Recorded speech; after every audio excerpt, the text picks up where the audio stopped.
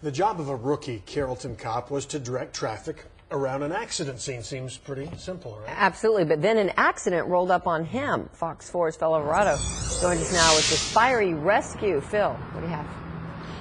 Well, Heather, you know, we did try and reach out to this woman whose van caught on fire, but weren't able to reach her at home. But you can imagine the harrowing day that she's had, starting out your morning in traffic on the freeway, and then to not be able to find your way once you see that your van is catching fire, but to come up on the one person who knows exactly what to do to keep you from harm. One swift flick of the baton.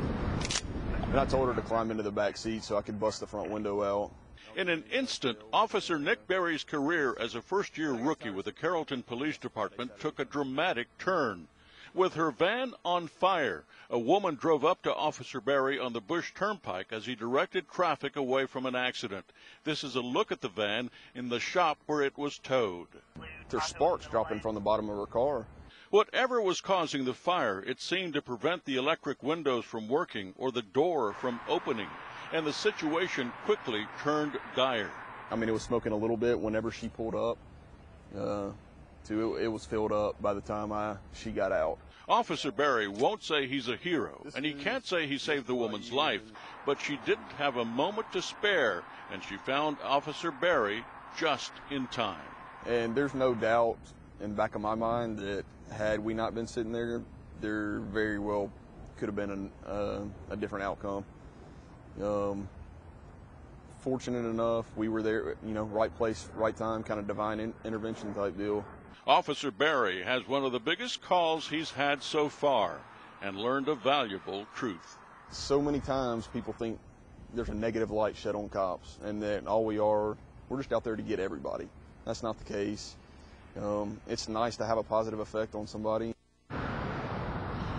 Now, the news of what Officer Berry was able to do has been all over Facebook and other social media, and people posting on there have reinforced what Officer Berry just said. Now, it's important to understand that the fire was mainly confined to under the hood, but Officer Berry says as soon as the cabin started filling up with smoke, there was no choice but just to go in there and pull her out through the window once they broke it. Steve? All right, Phil, tell me a little bit more about Officer Berry and what you got from us. He seemed like such a cool customer for a rookie, but I imagine he's still pretty fired up about being able to get in there and possibly save a life and just doing some good.